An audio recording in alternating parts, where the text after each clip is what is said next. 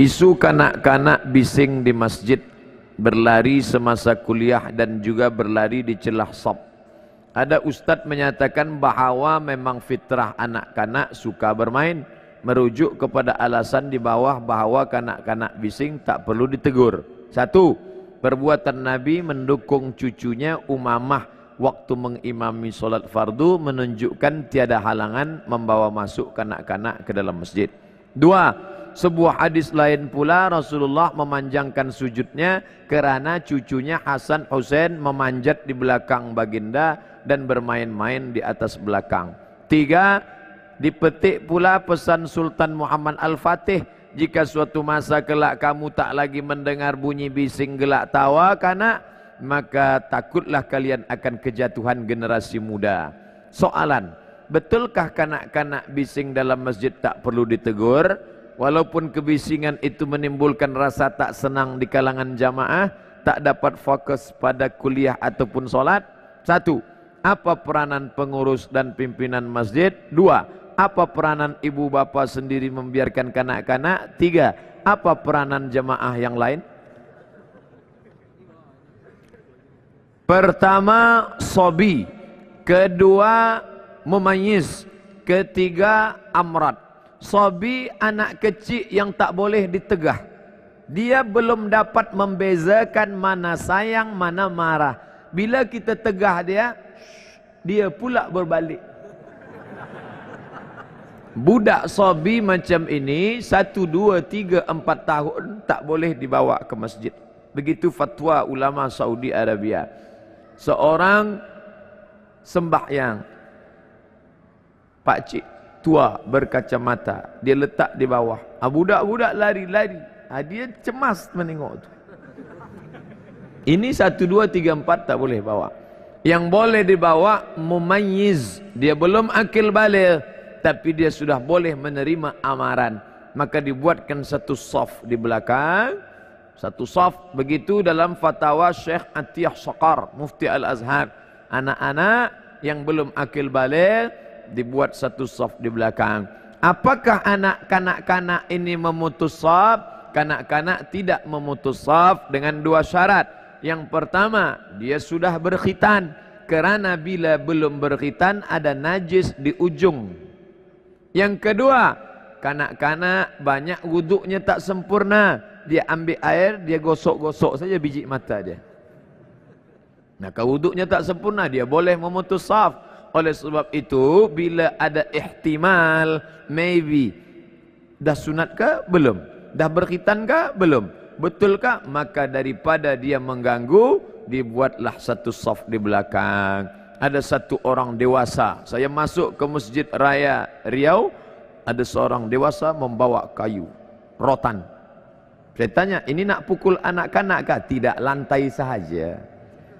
Dia nak tengok. Nanti selepas itu barulah dia salat. Sama seperti security penjaga raja tuan imam di Masjidil Haram. Lepas 10 orang tidak salat, lepas itu barulah mereka salat untuk yang kedua, demi untuk menjaga. Maka ini kata pepatah Melayu, menarik rambut dalam tepung, tepung tak rusak rambut ditarik. Jangan kata anak-anak jangan bawa masjid. Bila anak-anak tak ke masjid, bila kita mendidik anak datang ke masjid, tapi semua anak kita bawa ke masjid, orang yang naik darah pula mengamuk. Hilang kaji bahagia malam ni. Oleh sebab itu jalan tengahnya adalah, maka kita bawa anak yang mumayyiz, letakkan dalam satu saf di belakang, ada satu orang menjaga, maka insya-Allah selamatlah anak kita dan ibadah orang tuanya pula selamat. Apakah ganjaran memberi orang makan? Apakah mesti hanya pada fakir miskin sahaja? Contohnya beri makan pada jamaah selesai majlis ilmu. Kalau saya cakap bahawa makan hanya untuk fakir miskin, tentu selepas ini takkan ada jamuan makan untuk jamaah di masjid-masjid. Sedangkan kita tahu di Kuala Lumpur, di Malaysia, selepas kajian ada jamuan makan. Nabi dijemput hadir di rumah sahabat, dimasakkan Huzairah. Daging yang dipotong kecil dimasak pakai tepung gandum. Selepas makan bersama sahabat, Nabi bertanya, mana sudut rumahmu yang aku akan solat di sana mendoakan engkau. Bekas tempat sujud Nabi di dalam rumah itu dijadikan musalla al-bait dalam rumah untuk solat tahajud malam, mengambil barakah tempat sujud Nabi. Itu dalil bahwa memberikan makanan kepada orang kenyang pun juga bernilai sedekah. Karena Nabi bukan fakir miskin. Sayyidina Abu Bakar Siddiq ikut diberikan makanan-makanan. Adapun sahabat memberikan makanan kepada ahlus suffah yang dipimpin oleh Sayyidina Abu Hurairah radhiyallahu an bersama para sahabat radhiyallahu anhum ajma'in, maka bersedekah tak hanya tengok orang miskin dan susah, tapi juga kepada sahabat-sahabat kita bagi makanan, kita bagi pakaian. At'imut ta'am, bagi makanan. Afsus salam, tebarkan salam. At'imut ta'am, beri makanan. Wa tusalli wan nasu niyam, salatlah ketika orang sedang tidur lelap malam. Tadkhulul jannata bisalam, maka kau akan masuk surga dalam keadaan selamat, senang, sentosa. Mana yang lebih utama? Kita memerangi Syiah atau memerangi Zionis Yahudi laknatullah pada masa sekarang ini?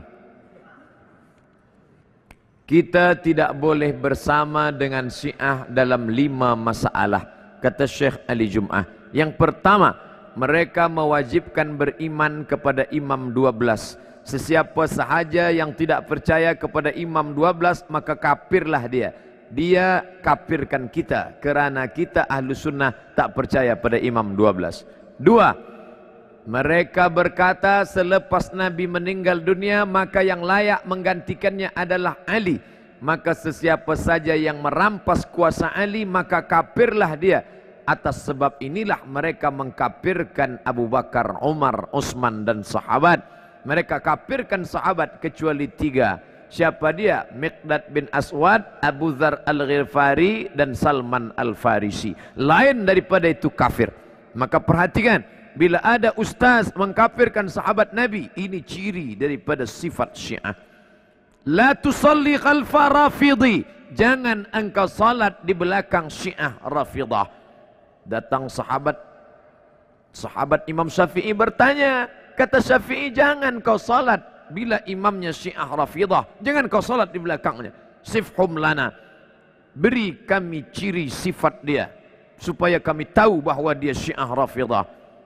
Man qala inna Aba Bakrin wa Umar laisa bi imamaini fahuwa rafidhi. Sesiapa sahaja yang menyebut bahwa Abu Bakar dan Umar tak layak menjadi khalifah kerana merampas Ali, maka dia adalah Syiah Rafidhi.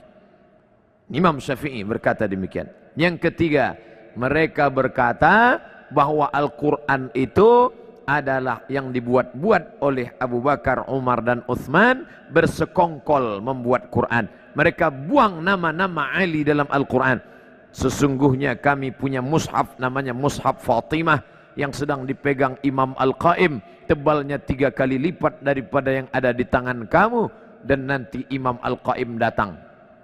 Bila mereka tidak percaya kepada Quran yang sekarang, mengapa mereka tetap memegang Quran yang ada sekarang? Itu pun mereka bahaskan. Sementara Quran yang asli datang, maka bacalah yang palsu ini dulu. 4. Mereka mengatakan Allah tak tahu apa yang terjadi di masa akan datang. Itulah namanya akidah bada. Bada ya bedu, bada ya bedu, tidak tahu. Maka muncul nasakh, nasikh, mansuh kerana Allah tak tahu apa yang akan terjadi di masa akan datang. Maka akidah ini batil karena menisbatkan kejahilan kepada Allah Subhanahu wa taala. Yang kelima, mereka bertaqiyah. Taqiyah. Bila banyak ahlu sunnah, kita tanya, awak ahlu sunnah ke Syiah? Dia akan berkata, aku ahlu sunnah. Bila banyak orang bermazhab Syafi'i, dia akan berkata, aku mazhab Syafi'i. Tapi sebenarnya batin di dalamnya adalah Syiah. Maka ini taqiyah. Maka mereka mengkafirkan kita. Mana yang lebih berbahaya, Yahudi kah atau Syiah? Pahami sendiri. Yahudi jelas dia Yahudi, tapi ini dalam zahirnya memusuhi, mengkafirkan, dan batinnya mengkafirkan, tapi zahirnya menampakkan diri sebagai muslim.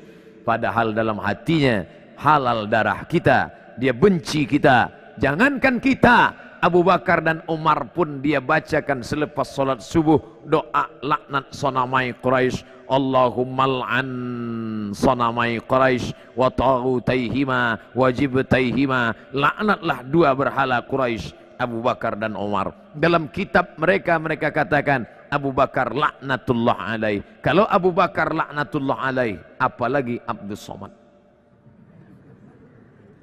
Saya ada lihat YouTube di mana Ustadz mengatakan bahwa pada pendapat Ustadz hukum solat berjamaah di masjid bagi lelaki adalah wajib. Ustadz telah memberikan 5 dalilnya. Namun ada juga pendapat yang mengatakan ianya sunat muakkad. Adakah ini boleh dianggap sebagai sebuah khilafiyah? Menurut mazhab Syafi'i sunnat. Menurut mazhab Maliki salat berjamaah di masjid sunnat muakkad. Menurut mazhab Syafi'i fardu kifayah. Menurut mazhab Hambali fardu ain. Itulah mengapa banyak masjid di tempat kita orang tidak datang ke masjid kerana dia berpahaman fardu kifayah. Asal sudah ada imam dengan makmum, sudah fardu kifayah. Macam memandikan jenazah, fardu kifayah. Awak tak ikut mandi jenazah, dah cukup dah fardu kifayah. Allahu Akbar, Allahu Akbar. Awak tak ke masjid, fardu kifayah. Salahkah Imam Syafi'i? Tidak. Kerana masa itu masjid kecil orang banyak, maka cukuplah yang ada di dalam masjid itu saja. Sekarang terbalik, masjid besar orang tak ada. Andai Imam Syafi'i hidup sekarang, tentu ijtihad dia berubah. Kerana Imam Syafi'i ada qaul qadim, ada qaul jadid. Semasa dia di Kufah, Irak, qaul qadim. Pindah ke Mesir tahun 200, meninggal 204, 4 tahun. Datang pendapat qaul jadid, melihat keadaan. Ini ijtihad Imam, melihat keadaan sekarang. Umat meninggalkan masjid, perlu kita ambil pendapat yang mengatakan fardu ain, karena kalau tidak umat ini akan tinggal. Dalilnya mana? Dalil yang pertama, Nabi selepas salat memandang kepada jamaah bertanya, asyahidun fulan, asyahidun fulan, asyahidun fulan, mana si fulan, mana si fulan, mana si fulan. Andai fardu kifayah, tentu Nabi tak bertanya, cukuplah kita sahaja, yang lain tak sembahyang pun tak apa ke masjid, fardu kifayah. 2, Nabi mengancam, layan tahyanna, mereka yang tidak sembahyang ke masjid, layan tahyanna, berhenti, jangan lagi buat sembahyang di rumah. Kalau mereka tetap buat sembahyang di rumah, la uharriqanna alaihim buyutahum, aku akan bakar rumah mereka. Ini wa'id. Menurut ilmu usul fiqh, wa'id litahdid, ancaman, litahrim, perbuatan itu haram, maka haram lawan daripada haram adalah wajib. Yang ketiga, ketika sedang perang, wa idza kunta fihim, ketika kau berada bersama mereka sedang perang, fa aqamta lahumus shalah, engkau melaksanakan salat. Dalam perang pun tetap salat berjamaah, namanya salat khauf. Imam di hadapan, makmum 2 baris, baris pertama salat, baris kedua memegang tombak anak panah menjaga serangan musuh. Selepas salat baris pertama mundur ke belakang, baris kedua maju ke hadapan. Sedangkan perang pun tetap salat berjamaah, apalagi tidak perang. Dalil yang keempat, Nabi SAW didatangi oleh Abdullah bin Ummi Maktum. Ya Rasulullah, izinkan aku salat di rumah, kerana ana dharir, buta, laisa li qaidun yaquduni, tak ada orang yang dapat membimbing membawa aku ke masjid. Nabi bertanya, atasma'un nida, apakah telingamu mendengar suara azan? Itu menunjukkan orang yang buta tak dapat melihat jalan. Bila dia mendengar, dia tahu di mana letak masjid kerana telinganya tajam. Oh, di sana letak masjid. Apakah kau dengar suara azan? Ya, datanglah ke tempat itu kalau kau mampu. Maka kalau orang buta saja, Abdullah bin Ummi Maktum tua, buta, tak ada yang membimbing, tetap disuruh Nabi. Apalagi yang sehat wal afiat. Cukup satu dalil bagi orang yang mau menerima kebenaran. tapi 1001 hujah untuk menolak bagi yang bukan mencari kebenaran, tapi hidupnya mencari pembenaran. Jika Allah mengizinkan, mana yang lebih utama, berjihad di Burma atau di Suriah atau di Palestina? Mana yang lebih dekat dahulu dan sesuai dengan kemampuan kita? Yang paling dekat adalah pergi ke Bangladesh, dari Bangladesh masuk ke Arakan untuk menyelamatkan Rohingya. Kalau lebih daripada itu, maka pergilah berjuang ke Suriah. Kalau lebih daripada itu, maka datanglah ke Palestina. Kalau kedatangan kita membantu umat Islam, saya tak ingin membaca newspaper, website internet, 3 orang Kuala Lumpur terbengkalai di Palestina kerana belum dapat nasi. Apakah kedatangan kita itu meringankan mereka atau memberatkan mereka? Bila kita tak mampu, kita tak perlu datang, kita kirimkan saja wang kita untuk belikan selimut mereka, untuk bantu perjuangan mereka. Man jahaza ghazian faqad ghaza. Siapa yang mempersiapkan alat perang, membelikan biaya perang, faqad ghaza, maka dia sama seperti orang yang sudah berjihad fi sabilillah. Saya adalah ketua sebuah organisasi yang di dalamnya ada keberagaman agama. Ada non-muslim, ada Kristen, ada Hindu, ada Buddha. Apakah assalamualaikum dilanjutkan dengan salam sejahtera? La tabda'ul yahuda wan nasara bis salam. Jangan kamu ucapkan salam kepada Yahudi dan Nasrani. Maka kita ucapkan untuk yang Islam, assalamualaikum warahmatullahi wabarakatuh, selamat pagi. Kalau pagi, maknanya untuk kamu-kamu yang penghuni surga, assalamualaikum.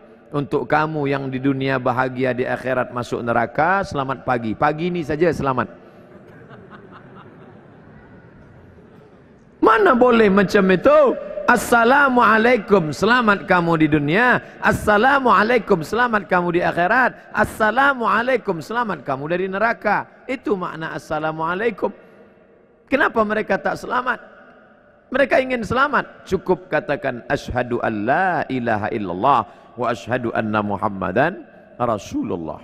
Khitan menyusul belakangan. Kadang-kadang kita menghadiri majelis ilmu kuliah, ianya tidak begitu menarik. Salahkah jika saya membaca Quran ketika tuan guru berceramah? Saya berceramah, dia baca Quran di hadapan saya. Saya suruh pergi balik, pergi balik.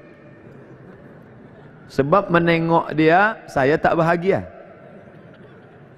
Dia menyepelekan saya. Dia anggap saya TV rusak. Kita ni ada adab. Kita ni ada adab. Ulama dulu melihat saya termasuk ustaz yang tidak keras dalam masalah adab menuntut ilmu. Bila ada pelajar menoleh ke belakang, saya maafkan. Tapi jangan cuba pada Ustaz Nuruddin Marbu Al-Makki Al-Banjari. Dia ketat dalam masalah ini. Kerana dia dulu belajar kepada Syekh Muhammad Yasin Al-Fadani juga begitu. Kepada tuan-tuan gurunya. Sekarang ada orang, dia anggap ini, dia duduk semau. Tapi sehari ini orang sudah mau ke masjid, sudah alhamdulillah. Daripada tidak. Kalau hukumnya daripada tidak. Saya ni termasuk ustaz yang ustaz daripada tidak sama sekali. Tapi ada ustaz yang serius, memakai sorban, memakai jubah, maka dia harus juga iltizam dengan waktu, dengan adab-adab menuntut ilmu. Oleh sebab itu, kalau nak baca Quran, pergi baca Quran. Kalau nak mengaji, mengaji.